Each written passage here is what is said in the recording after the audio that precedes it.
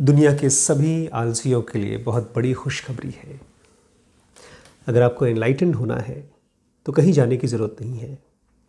ताओ ते चिंग के सबसे अद्भुत सूत्र में एकदम नई बात बताई है।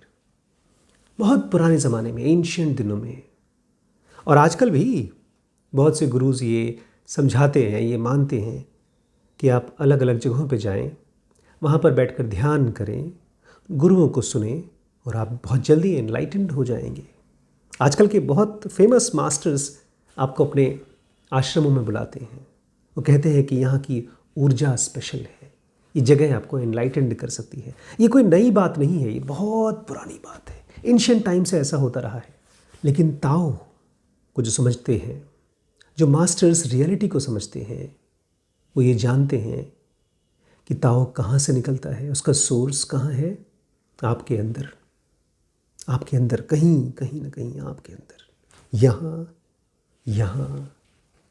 जहाँ कहीं भी है, इसी बॉडी के अंदर है, इसी माइंड के अंदर है, कहीं बाहर नहीं।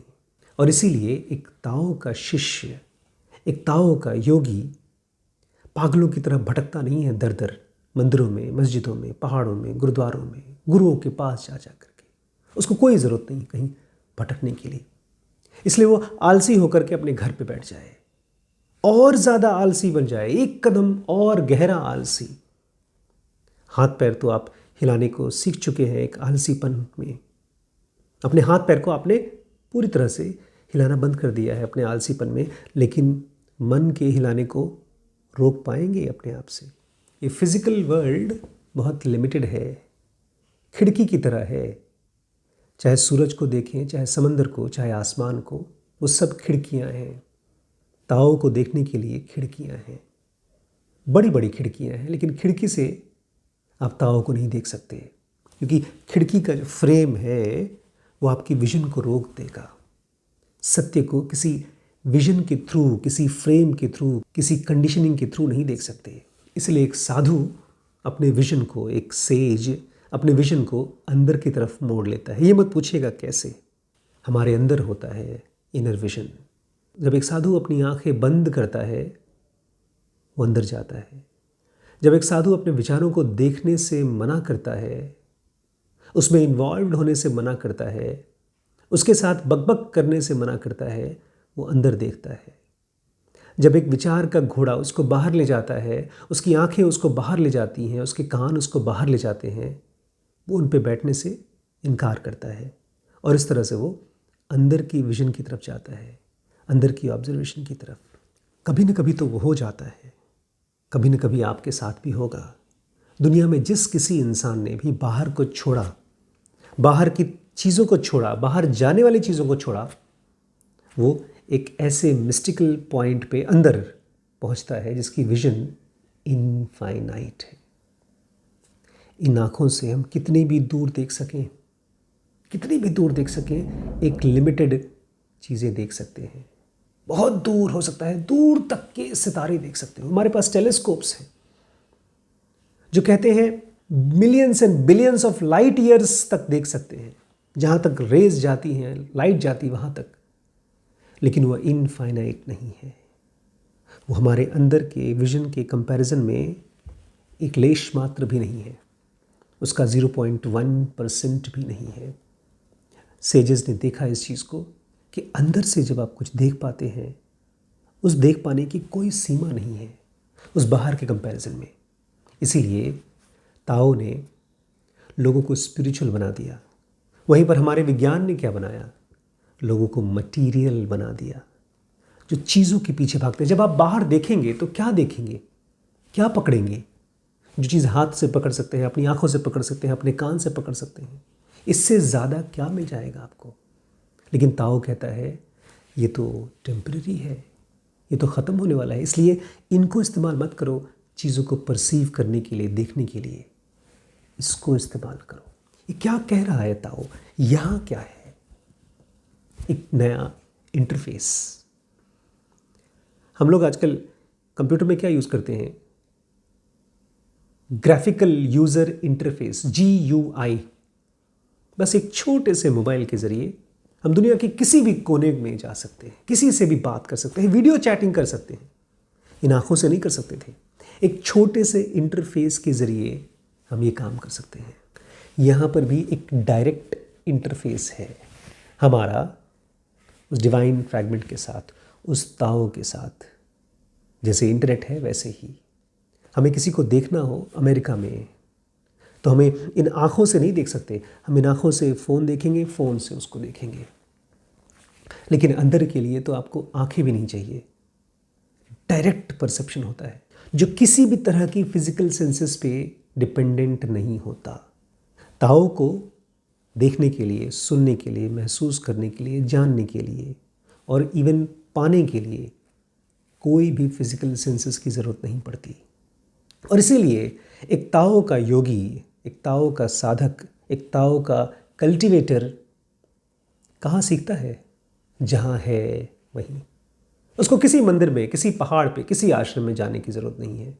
वो अपने घर में, अपनी झोपड़ी में, जहाँ पर बैठा है वहीं पर डायरेक्टली परसीव कर सकता है वो सब जो आप लोगों को लगता है कि बाहर जाकर मिलेगा, किसी और की शरण में जाकर के मिलेगा। नहीं तो कबीर जैसे लोग कैसे इतनी बड़ी बात बोल सकते थे? मोको कहाँ ढूंढे रे बंदे, मैं तो तेरे पास में, ना मैं मंदिर ना मैं मस्जिद, ना काबे कैलाश में। यही है। देखा जाए तो कबीर सबसे आलसी आदमी थे, सबसे नीर आलसी, लेकिन सचमुच के आलसी।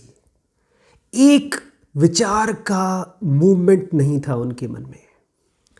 नहीं, चलने फिरने के लिए, घूमने की कोई मनाही नहीं है। लेकिन जब आप ज्ञान की खोज करते हैं, दर दर भटकते हैं, तो मूर्खता है। ये ऐसा ही है जैसे कि आप अपनी शक्ल देखने के लिए कहीं दूर जा रहे हैं, कहीं पहाड़ पे। आपकी शक्ल कहाँ है? शीशा कहाँ है? ताओ के साधक होते हैं, उनको एकदम क्लियर होता है। ट्रैवल करें, घूमें फिरें, दोस्तों से मिलने जाएं, खूबसूरत जगहों का आनंद लें, लेकिन जब ज्ञान चाहिए तब यहीं रुक जाएं, इसी जगह पर रुक जाएं। फिजिकली नहीं, माइंड से भी रुक जाएं। इसलिए ताओ ते जी कहती है, एक साधु जान जाता है बिना कहीं गए, वो नाम दे देता है बिना देखे, वो पा जाता है बिना स्ट्राइव किए, बिना मेहनत किए, बिना अपना दरवाज़ा खोले, बिना घर के बाहर, कमरे से बाहर कदम रखे, वो पूरी दुनिया जान जाता है। बिना खिड़की के बाहर झांके उसको हेवेंस के दर्शन हो जाते हैं, हेवनली ताओ के। और क्या बोलते हैं लाओ त्सु, जितना दूर जाओगे उतना ही कम जानोगे, जितना पास आओगे। इसलिए पास आने के लिए क्या करना होगा? रुकना होगा। आलस का मतलब है शांत होना। आलस का मतलब ये नहीं है बस मन को चलने देना। जहाँ मन थकेगा वहाँ पर और परेशान और कंफ्यूज्ड होगा। हम में से कई लोगों की ये इच्छा है, ये उम्मीद है कि कोई गुरु हो ऐसा, किसी के पास चले जाए, कोई हमको बता दे। अगर उलझन है तो यहाँ है, सुलझन है तो यहाँ है। कल ही एक मोहतरमा मुझसे कह रही थी, बहुत परेशान हूँ मैं, खोज रही हूँ, अपने प्रियतम को खोज रही हूँ। हम सबका प्रियतम, हम सबका ताओ बाहर है। बाहर जो आपको प्यार करता भी है वो आपको याद दिलाता है आपके अपने अंदर की।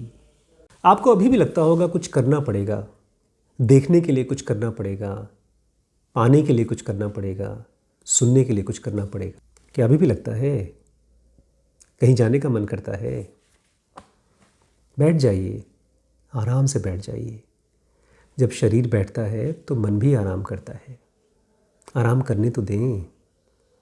अभी भी लगता है खूब तेज चले, बहुत जल्दी पहुँचे। आपको पता है शून्य बराबर असीम, अनंत क्यों कहा जाता है? सोचिए थोड़ा सा। क्योंकि वो शून्य यहीं है, इसी साइलेंस में है। इन्हीं विचारों के बीच में है। जैसे गहरा पानी हर चीज को निगल लेता है, ठीक ऐसे ही साइलेंस ज्ञान को आपके सामने सारे सारे शोर को निगल लेता है और उसके बाद असल ज्ञान देता है। हल्की चीज नहीं है। आलस से कंफ्यूज मत होइएगा। ये मत कहिएगा कुछ नहीं जानना है।